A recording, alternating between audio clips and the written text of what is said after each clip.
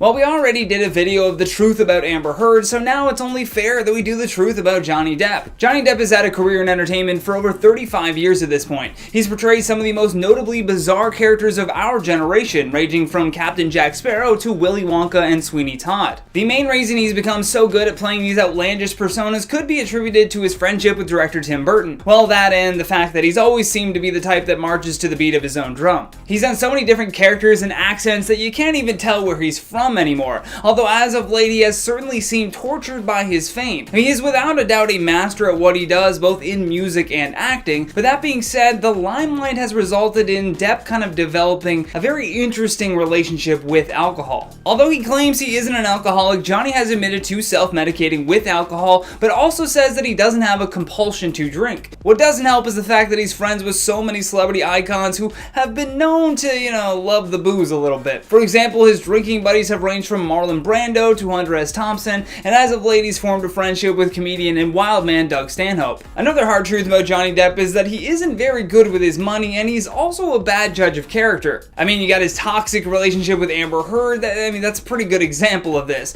As for his money, Depp has just recently admitted to the High Court during his libel case that he lost $650 million after the height of Pirates of the Caribbean. Plus, he was left owing $100 million in taxes due to his business manager stealing from him. The worst part is that he got this news right as his relationship was turning sour, which would have been a lot of pressure on the guy. I mean, imagine being told that you were completely broke and then your ex says that you abused her, so now everyone in the media and the public hates you. Thankfully, that image has been lifted once we learn more about the inner workings of Amber Heard. Amber Turd, sorry. Allegedly, he had to even sell his yacht and a bunch of other assets just to even get him out of the red. Another truth about Johnny Depp that you can tell from his interviews is that this guy really cares about his fans. He would regularly dress up as his Captain Jack Sparrow character and visit a children's hospital or a school just to make the kids laugh. During an interview on the Graham Norton show, Depp spoke about his own personal struggles with his daughter's illness and said that he was really the one who benefited from those visits. Aside from everything we heard about Depp when all of this Amber Heard stuff started happening, having his ex-romantic partners step up to clear his name really opened a lot of people's eyes. In a statement to the courtroom, Vanessa Paradis said that they had been partners for 14 years and raised 2 children together. Through all those years, she knew Johnny to be a kind, attentive, generous, and a non-violent person and father. Vanessa and Johnny were together from 1998 to 2012, and she said that she has never witnessed him be violent or abusive at all. Next up to defend Depp was his ex Winona Ryder. Ryder was engaged to actor Johnny Depp for 3 years beginning in July 1990. She met him at the Great Balls of Fire premiere in June 1989, and then the two began dating 2 months later. In her statement to the courtroom, Winona said, "I cannot wrap my head around Heard's accusations. He was never violent towards me. He was never abusive at all towards me." These kinds of character statements about Depp are not just important for a court proceeding, but to learn who the man behind the Hollywood image truly is. When the pandemic happened and everyone went into lockdown, Ellen had a choice. She could have saved her staff and allowed them to work from home, but instead she bailed on them and hired an independent company instead. This clearly did not sit well with her former staffers and thus unleashed a litany of complaints about the star. Not only that, but we had a full Twitter thread of just negative interactions in general with Ellen that led many to believe that she's nowhere near that Queen of Nice title like she likes to think she is. For example, the poor waitress who nearly lost her job after Ellen complained to management that her nail polish was chipped during service. Ugh. What a Karen. On top of that, her comments about her $27 million home feeling like jail wasn't really viewed as comical, but rather a flaunting of privilege in these uncertain times. Something that's both unnecessary and made people realize how truly out of touch this celebrity really is. The truth about Ellen is that she has been involved in the world of branding and celebrity imagery for so long that now her hot takes are suddenly nowhere near relatable to the general public. Her success in the industry has lifted her ego to a new plane of being, which has only been covered up by her brand of being this super nice person. In reality, there is now an internal investigation by Warner Media after a number of accusations were made by former Ellen Show staff members. Ellen's previous studio team is now going even more public with their workplace problems that occurred during the long-running daytime talk show series. Executives from the show and the distributor at Warner Brothers apparently sent out a memo to the staff saying that they would be engaging in talks with Warner Media's employee relations group as well as a third-party firm. This investigation will include interviews with current and former staffers about their experiences working for Ellen. So as much as I can speculate on the truth about Ellen DeGeneres, the truth will eventually reveal itself in this report. All of this really came after more on Flash unflattering reports about working conditions on the show began to reveal themselves. In mid-July, BuzzFeed had even published a report alleging that the show had exhibited racism and intimidation tactics behind the scene. Within that report, a former employee said that despite the multi-million-dollar brand having the motto of "be kind," that only happens when the cameras are on. Although this former employee chose to remain anonymous, their reason for being fired from the show really speaks to how that studio runs things. This employee was fired after a bereavement day to attend a family member's funeral. Another employee that spoke with BuzzFeed also said that she walked off the job after repeated comments about her race, something about how they wouldn't be able to tell the two of them apart. Just stupid microaggressions like that. Although not all of this weight falls onto Ellen, the people she put in charge at the studio just increased this toxic environment, with many lower staff members being told by their manager not to ever even speak with Ellen when they see her. So perhaps the truth about Ellen's toxicity is actually fueled by the people that report to her. It's very possible that when she checks in with them, they just tell her that everyone is happy and that things are going great. That being said, if her name is on the show and she truly has an investment in what's happening, then she needs to take the responsibility of going beyond that. The producers, along with Ellen, have shaped such a brand that tugs on people's heartstrings, but it's all smoke and mirrors. When it comes to the show, they simply do what's going to get likes and what people are going to always fall for, which is usually a positive message. However, as we've witnessed over the last few months, this is the furthest thing from the truth about Ellen. Another former employee said that they were given a warning for creating a GoFundMe campaign to raise money for medical costs that weren't covered by their company's health insurance, and then sharing it on social media. After posting the GoFundMe, they said that they were called into the department's head office and told to take it down because of concerns that it might hurt Ellen's image. By the way, this story was also corroborated by 4 other employees that confirmed this with BuzzFeed. Around a month after they were spoken to about the GoFundMe, they were eventually fired from the show after accidentally coming into violation of their contract, which happened after they posted a selfie laughing with coworkers at the office. According to former staffers, those who have more likable personality traits, who are willing to work the 10+ hour days without complaint, and who actively ignore how managers and senior level producers treat others, have been given new iPhones, JetBlue gift cards, and other swag that the show keeps on hand from its sponsors, which is basically bribing their employees to toe the company line. And while these gifts may seem nice, they're actually held over their heads. Anytime an employee professed that they were unhappy, they will be reminded of how well they were treated by the show's sponsors and how grateful they should be for Ellen giving them these gifts. This also just creates tension among the staff who may not be receiving these gifts, and immediately sets up an unbalanced work environment. If Ellen wanted to motivate her staff, she should just speak with them directly about what they need to be happy in this job. Making them dance for lavish gifts is perhaps the most toxic way to motivate a team, and as I've said many times already, really speaks to the truth about Ellen. Being that she was running this popular brand, she felt as though working for her must be this incredible opportunity. Therefore, if you didn't like something, you would be reminded of how easily replaceable you truly were. So Miss Cardi, the legend, the icon, the straight savage. She's been in the media so much lately, ever since the drop of her new song and music video collab with fellow rapper Megan Thee Stallion called WAP. Now when the teaser for this new song dropped, fans were hyped. This couldn't have come at a better time. As the world descended into chaos, we were in desperate need of a summer anthem, and boy did they deliver. The WAP music video dropped August 7th and the world erupted. The song that some are calling the summer anthem of the year is definitely a raunchy one. It openly talks about and honestly, I've never heard so many synonyms and metaphors referring to in my life. It takes true mastery to write a song with so many innuendos. The song and music video are not only a summer hit, but also a female anthem, as it is still pretty taboo to talk about the female experience, and the fact that it's explored in such a fire song is pretty awesome. Well, at least to some, that is. Although the music is pretty fuego, it's also faced much criticism for its content. Many American politicians have called it disgusting and vile, and one politician even went as far as to say that it was what happens when children are raised without God. Pretty harsh words there. Everyone had an opinion on the video and the song. People and celebrities all had to share their thoughts, good and bad. Criticisms were thrown around regarding the content of the song, the video set design, and even the people who were featured as cameos in the video. Famously, fans criticized the inclusion of Kylie Jenner in the video.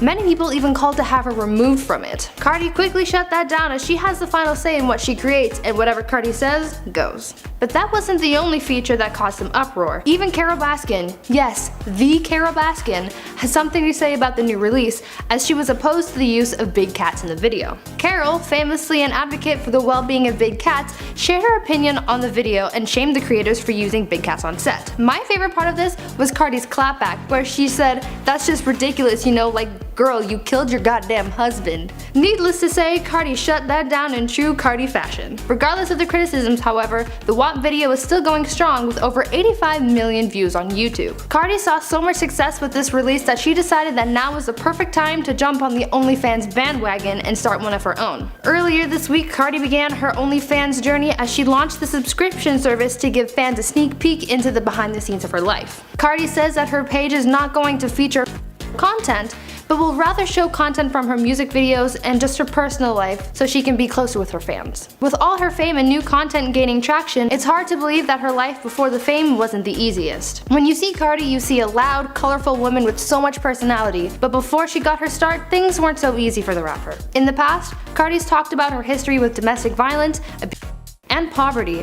She praises her career as a stripper for getting her to a better place, saying that her career brought her satisfaction and even allowed her to save up money for college. She's been fighting for herself and her career since the beginning. Cardi has even spoken out about her gang activity as a teenager in the Bronx, and the things that she's had to do to keep her head above water in the past. To see Cardi come out on top after everything she's had to deal with as a kid and throughout her teenage years, Cardi's growth from then to now is incredibly apparent, and it's easy to see why she's attracted so many fans. Her resilience is really inspirational to a lot of kids living a tough life, so keep up the good work, Cardi. The pair were cast as each other's love interest in the film adaptation of Hunter S. Thompson's novel, although they didn't officially begin dating until 2012 after Depp and his longtime partner Vanessa called it quits. Depp and Heard kept their relationship extremely private until they made their first appearance as a couple at the 7th annual Heaven Gala in January of 2014. And just a few days later, the couple was engaged. After getting married in 2015, their love and joy for each other though would be very short-lived. According to Variety, Johnny Depp had suffered a bad hand injury while he was filming Pirates of the Caribbean: Dead Men Tell No Tales in Australia. Although this hand injury wasn't anything like from a dangerous movie stunt, but rather due to an argument that he had with Amber Heard.